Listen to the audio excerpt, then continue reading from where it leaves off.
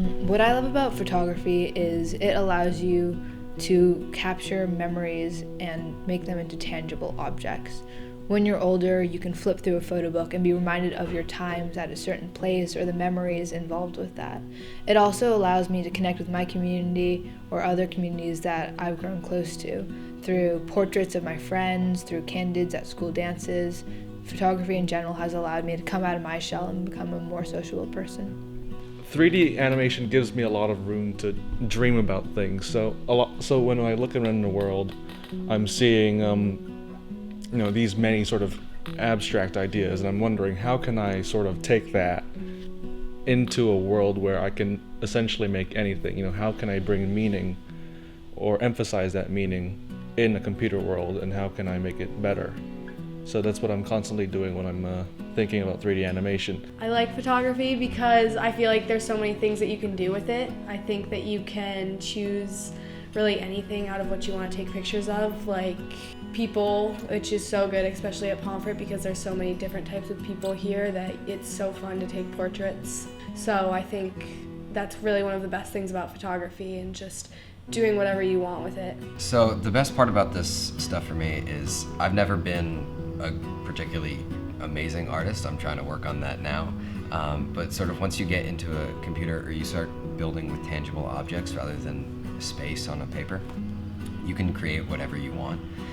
Like right here, I created this cannon just on a whim. Like I got into the program that we were using and just started making circles and squares and everything, and eventually it just turned into this. At Pomfret especially, we have access to a great darkroom, which you can use to develop film. And prior to that, I was mostly shooting on a digital DSLR, so I didn't have the opportunity to develop my own film. But with Miss Lehman's help and guidance, who's been an awesome mentor for me here at Pomfret, I've really been learning the intricacies of developing film, how to shoot in film, proper exposure, and kind of the basics of photos that I didn't receive in a formal education type setting before. I've received a lot of mentorship I wouldn't have had elsewhere. Mr. Fronda has been a great mentor to me, and because before I really sort of had taken a class here, I was kind of muddling around with different things. I didn't really know what to do. But then when I took 2 semesters of Mr. Fronda's 3D animation and design class, I was given a lot of direction actually, and it was really helpful. I was able to focus on one thing in particular. Mr. Fronda would help me, and then we can sort of give feedback. Some types of photography I've been able to explore is things like film cameras.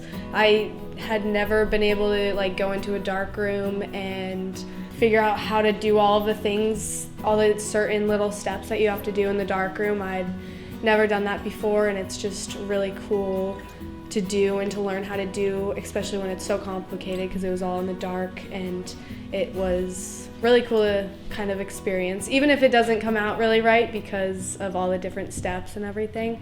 I think the dark room and film cameras was one of the biggest things that I got to explore. So last spring, I competed at Worcester Polytechnic, sort of in a 3D design, 3D printing challenge, and I actually took second place with a design called Griff Guard that I had built to sort of protect your Mac laptop charger.